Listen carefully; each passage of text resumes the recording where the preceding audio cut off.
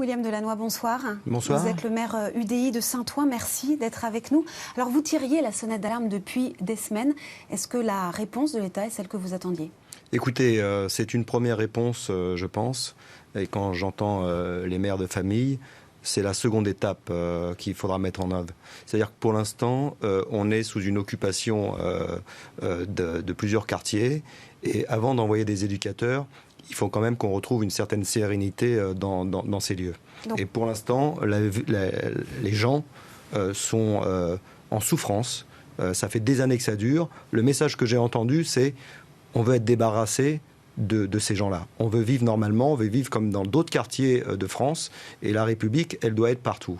Ensuite, la prochaine étape, et c'est bien de le dire, de le rappeler, avec Bernard Cazeneuve, on construit ça avec plusieurs niveaux. Il y aura la politique de la ville qui devra être mise en place et on devra travailler ensuite à l'élaboration de cette politique. Sur repenser les quartiers Ça passe par l'urbanisme. On a obtenu dans le nouveau PNRU, c'est-à-dire la rénovation urbaine, 2 quartiers, dont Cordon. Tout ce travail qu'on va faire, c'est un travail global de restructuration d'une ville qui parfois a eu un urbanisme un petit peu où on entassait les problèmes. Aujourd'hui, il faut qu'on retrouve une mixité sociale, il faut qu'on réinvestisse dans les quartiers, il faut qu'on ait des éducateurs. Moi, j'ai supprimé le service de médiation parce que j'estime que quand on est à la médiation, on a déjà un petit peu raté certaines étapes. Donc je suis pour qu'on ait plus d'éducateurs dans les quartiers. Mais par exemple, Stéphane Gatineau, qui est le maire de Sevran, autre commune du 93 qui est gangrénée par le trafic de drogue, lui souhaite la légalisation de la consommation de cannabis. Est-ce que vous êtes d'accord avec lui ? Je partage le même point de vue parce que nous vivons la même situation et puis on est peut-être aussi de la même génération et on considère que le cannabis n'est plus un tabou comme dans les années 70. Aujourd'hui, les gens roulent un pétard dans la rue sans se dire qu'ils sont en infraction. C'est un phénomène de société et je préférerais qu'on le prenne sous l'aspect de santé publique, plutôt que des jeunes aillent acheter des produits parfois qui sont peut-être de qualité vraiment spéciale et qui ont des conséquences sur la santé. Alors on l'a vu, dans votre commune, il y avait urgence à agir car il y avait un regain de violence. Pourtant, la lutte contre le trafic de drogue, c'était l'objectif numéro 1 de la ZSP, la fameuse zone de sécurité prioritaire créée par Manuel Valls il y a 3 ans. Regardez plutôt cet éclairage de Séverine Larouille. Saint-Ouen, l'une des villes pionnières du dispositif des zones de sécurité prioritaire. Une vitrine de la méthode Manuel Valls. Les ZSP, c'est l'une des mesures phares de l'ancien ministre de l'Intérieur. Leur objectif, faire baisser la délinquance. Comment ?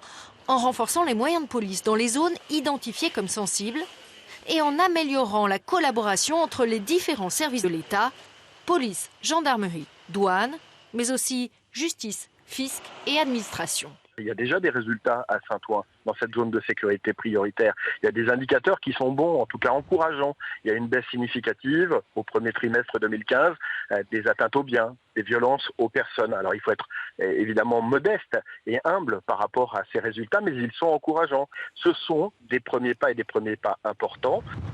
L'an dernier, à Saint-Ouen, les agressions physiques ont baissé de 16%. Le nombre de personnes mises en cause dans des affaires de stupéfiants a également diminué. 59 kilos de cannabis et 7 kilos de cocaïne ont été saisis. Mais pour ces détracteurs, le dispositif ZSP comporte de grosses failles. Au cœur de leur récrimination, les effectifs de police. Ils sont susceptibles de fondre si les fonctionnaires sont appelés sur d'autres missions, par exemple pour renforcer le plan Vigipirate. William Delannoy, ce qui se passe aujourd'hui dans votre commune, est-ce que ce n'est pas finalement l'échec de cette ZSP, de la politique du gouvernement ? Je ne sais pas si c'est un échec. Je pense que dans notre pays, on est passé dans un statut différent avec les actes de terrorisme et qu'effectivement, les policiers sont affectés à des missions beaucoup plus importantes pour l'État.